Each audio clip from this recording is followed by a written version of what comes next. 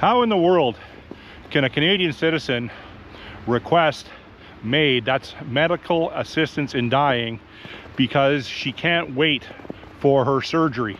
The wait list for her surgery is too long, so she's opting out to end her life. And the Canadian government set up a date for her to end her life, I believe in January. So Glenn Beck, he's a US political commentator. I've been following him for many years. He heard about this and has agreed to fly her down to the US and to pay for her surgery to keep her alive. Now, what's got me pissed off and alarmed, and what should get every Canadian pissed off and alarmed, is why couldn't the Canadian government do that? If we got such a good system up here, everyone thinks our healthcare system is so good because it's free. Well, it's not free. It's far from free. But how come we can send money all over the world for nonsense and send money to warring countries to continue with people killing one another? How come we can send billions of dollars for that, but we can't keep one of our citizens alive? 25,000 people last year, or I don't know if it was last year or this year, died waiting for surgeries and for medical treatment. 25,000 people died. That's what's been reported. Another 500,000 people have gone into emergency wards, emergency clinics and hospitals and left without seeking treatment because they couldn't wait. Another 500,000. So how many of those people have gone into the emergency and left, then died at home or died on the way home or whatever?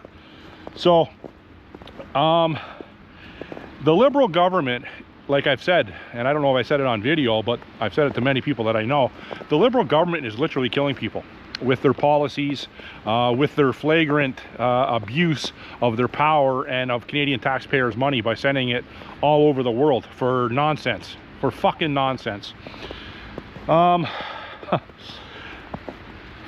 This morning, I opened up my Facebook Messenger, and a friend of mine that, she's a former colleague of mine I used to work with years ago. She used to live in Ontario, but she has roots in the East Coast. So she retired. Her and her husband moved out to New Brunswick, and they retired out there. They had a little piece of property, and by all accounts, it's a smart move. In my estimation, it's a very smart move. But just the past week, she went down to the state of Maine, which borders New Brunswick. So she sent me 2 pictures of butterball turkeys. Now, people that don't know what a butterball turkey is, it's a very large name brand turkey brand in North America that's been around for as long as I can remember. And I like butterball turkeys. I find them pretty hard to screw up. They always come out nice, but you always pay a little extra for them. I remember back not so long ago when you could get a butterball turkey on sale for 97 cents a pound in Canada. So now, anyhow, so my friend, who by the way, her claim to fame when she was young, she dated Boreas Salming from the Toronto Maple Leafs, a Hall of Fame defenseman. And I can't say who my friend is because I don't think her husband knows about the affair she had with the King. That was his nickname. Boreas Salming's nickname was the King. Oh, they had a torrid love affair. But anyhow, she sends me a picture of how much a turkey cost in Canada and how much she paid for the exact same turkey in Calais, Maine. Now, I went into my local Walmart a couple hours ago and I did the price comparison here. So I believe it was a 5 to 7 kg turkey is the same price that is outlined in New Brunswick, $43. But they didn't have the larger turkey. What was it, 9 to 11 kg? Anyhow, I got it on video, and it's going to be part of this video, obviously. So I'm in front of the butterball turkey section here, and you could either get a stuffed or a non-stuffed between 5 and 7 kgs. So that is considerably smaller than the ones that my friend outlined in New Brunswick and Maine. But as you can see, they're $43. So $43 for one of these turkeys between 5 and 7 kg. So 7 kg, if you're playing down in the States, what's that, about, I don't know, 17, 18 pounds at the most? Something like that. So the larger turkey, they were asking, I believe, $57 $53 or $57 for it in New Brunswick. Now she went down and bought the exact same turkey in Calais, Maine, which is a 2.5-hour drive from her house. And she bought I think it was a 22.18 pound butterball turkey for $21.87, so 97 cents a pound. Up here, it would have been $57 for the same turkey. So if you do the exchange rate for down there on a $22 purchase, it works out to about $31 Canadian. So you're still saving, you know, over $20. You're still saving like $25. Now you could say, well, hey, listen, look, the drive to get there, how much did you spend on gas? Yeah, but who cares? You know, it's a nice day. I've been through Maine. I've been all through Maine. I love Maine. So it's a good day trip. And she also went on to tell me, my friend, that everything is a lot cheaper down there. Now this is not revelating news. This is not something that is coming to most people as cutting edge news. We all know that.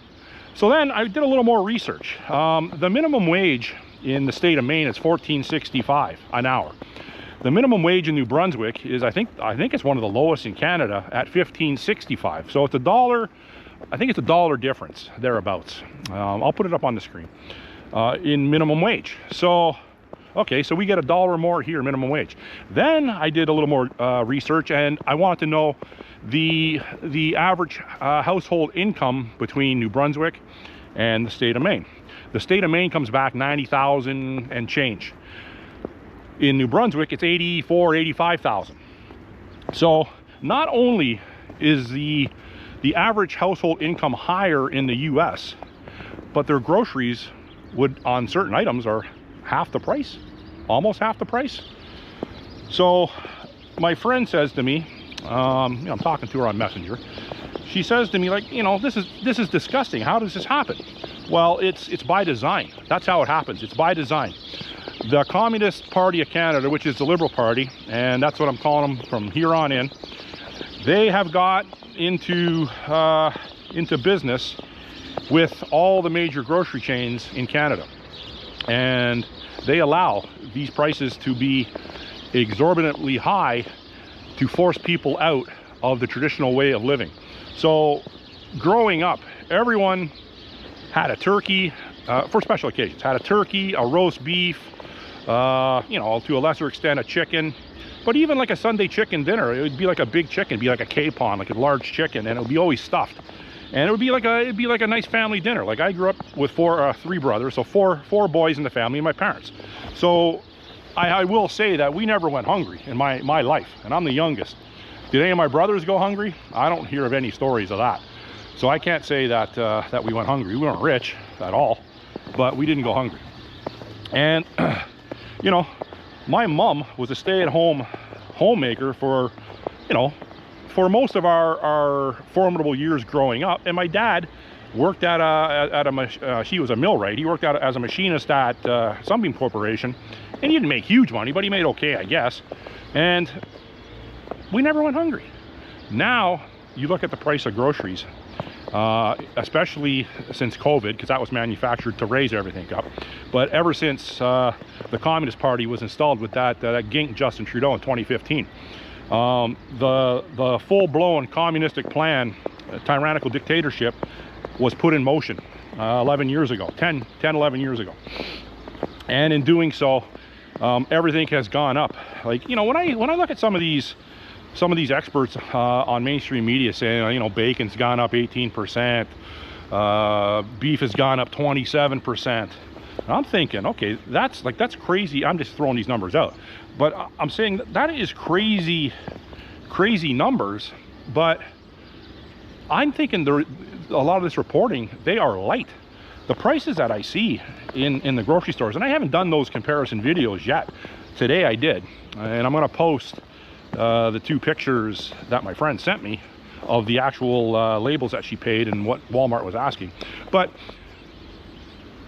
there's lots of people online that do videos with these grocery price comparisons, and they are it's not unbelievable. It's believable for me because, like I said, this is all part of the plan. They want to kill off as many people as they can, pricing people out of certain food groups you start resorting to eating junk.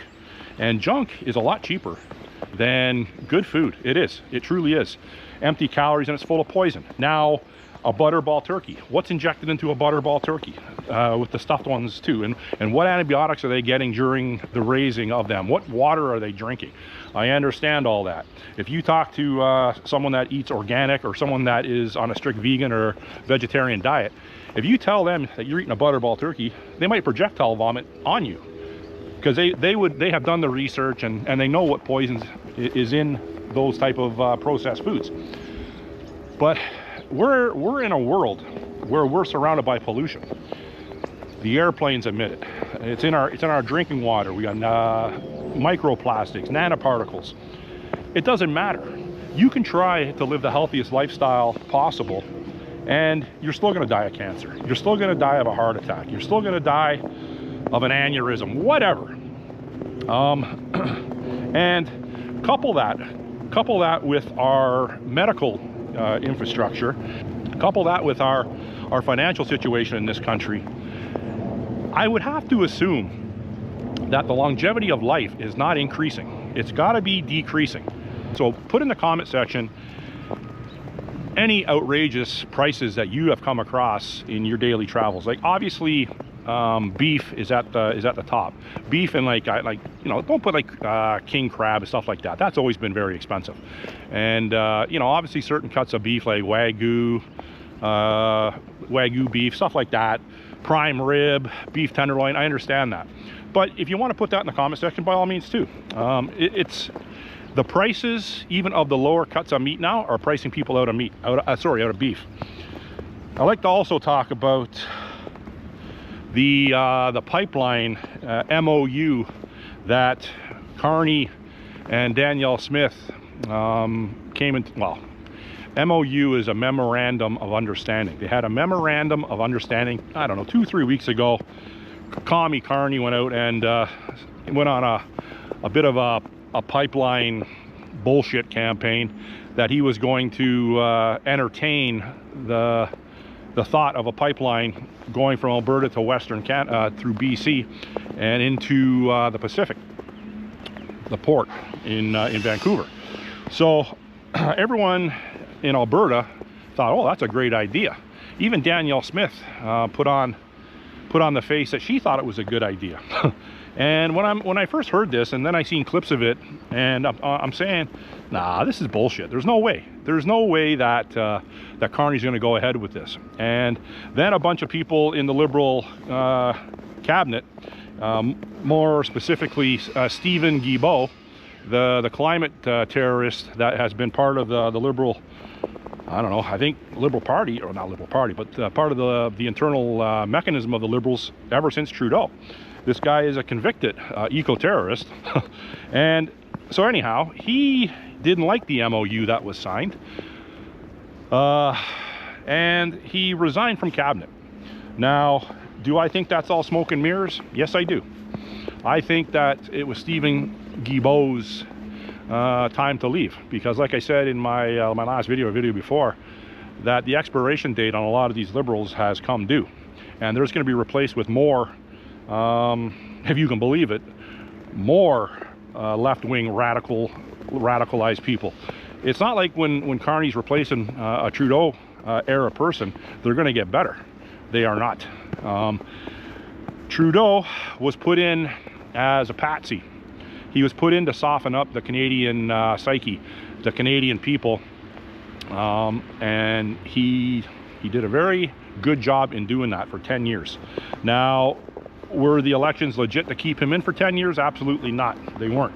But that's what a communist country does. They don't abide by legitimate elections. But it came to the point where there was so much outrage that Trudeau can no longer carry the Liberal torch, that they had to come up with a quick plan. But it wasn't so quick. Carney has been in the inner circles of the Justin Trudeau Liberals since 2020. He was an architect of the COVID scam. He's a World Economic Forum and Chinese Communist Party operative. So he is the real deal. Trudeau was just a mirage. Trudeau was just like a straw man. Carney was the one they wanted in the whole time. He's the one that's been groomed through the Bank of Canada, through the Bank of England, through the WEF, through Brookfield Asset Management, Goldman Sachs. He is an upper echelon financial communist, for lack of a better term. I don't even know that's a term. I just made that up.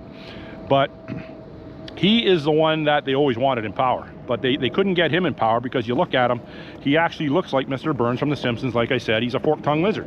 So you get a guy like Trudeau, which a lot of women think he's good looking. I think he's if you're into effeminate males that are struggling with their sexuality, yeah, he'd be the guy. He'd be the guy. Same as Carney. You're not going to get, in Canadian politics anyways, you're not going to get toxic masculinity. The closest you're going to get to that is Pierre Poilievre eating an apple and being cocky, or he's got an overhead wrench and he's showing off his guns. He's got some pretty big pipes on him. He obviously works out. That's about as close as you're going to get. And that's what Canada is. Canada is made up of beta feminized males and masculine women. That's by design as well. Hey, like I said, I'm not the most rugged guy in the world. I'm not the toughest guy in the world. But I would like to consider myself not to be a dandy boy. If push comes to shove, I know what I'm capable of. I'm not going to get too much off on a tangent with that. If you watch some of my videos, you can tell I'm pretty handy in certain aspects. Anyhow, people say if Pierre Poilievre ever gets into power, he's going to ruin Canada. Well, I got news for you. Canada is fucking already ruined, okay? So this argument where Carney's doing so well for Canada, it's bullshit. Getting back to the MOU. So the Memorandum of Understanding. So yesterday, or the day before, it was brought up in question period, a vote to proceed with the pipeline, the oil pipeline. I think it's not a traditional oil pipeline. Is it bitumen? I believe the way the oil is. It's out of the oil sands. But anyhow, I'll confirm that. And the Liberals voted it down. So then they took it to committee, to have further discussion about it. Because the Liberals said the reason they voted down is because they have to take into more consideration Indigenous rights and environmental rights.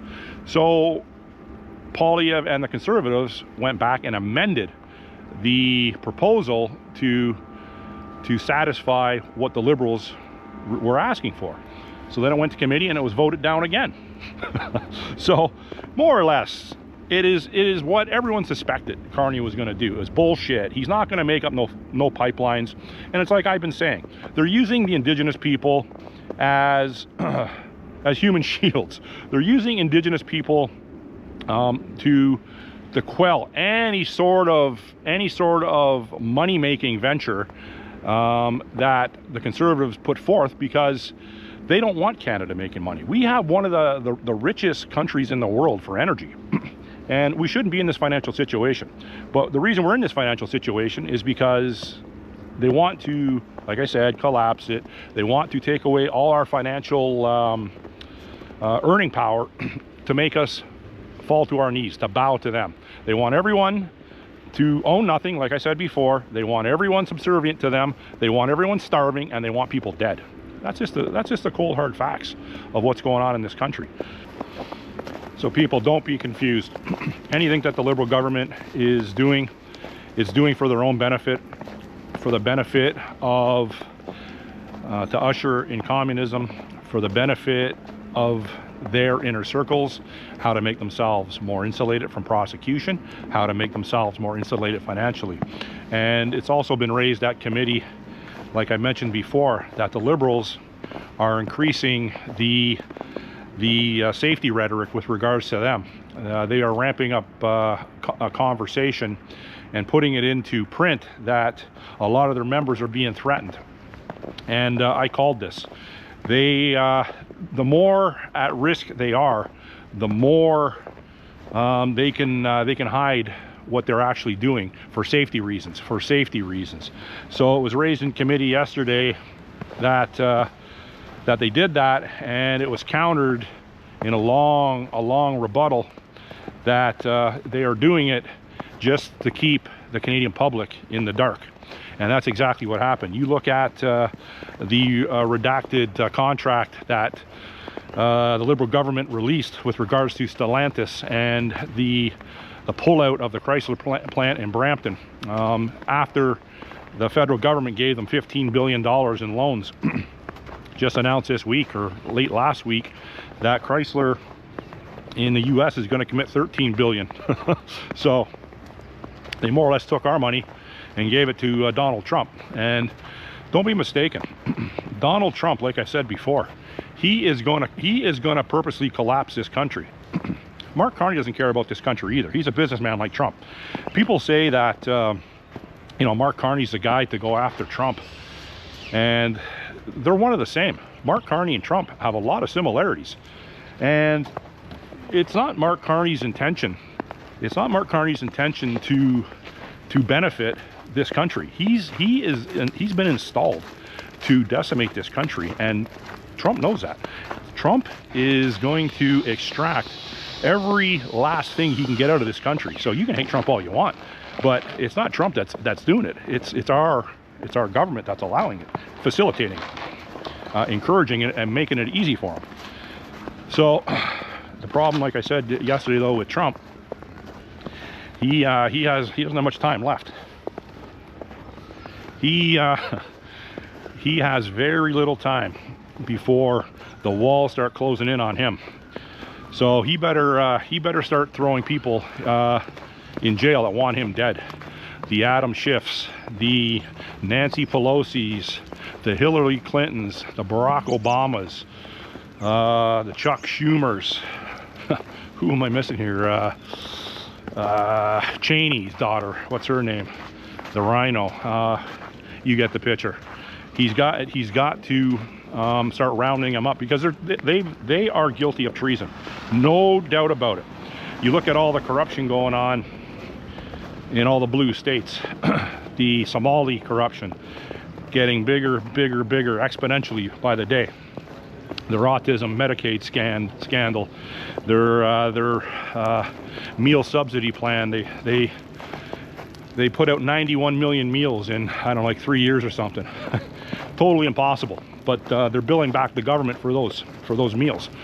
So it's astronomical, and that's to purposely build up a Democratic voter base, or in this country a liberal voter base, and it's to financially collapse the infrastructure in both countries.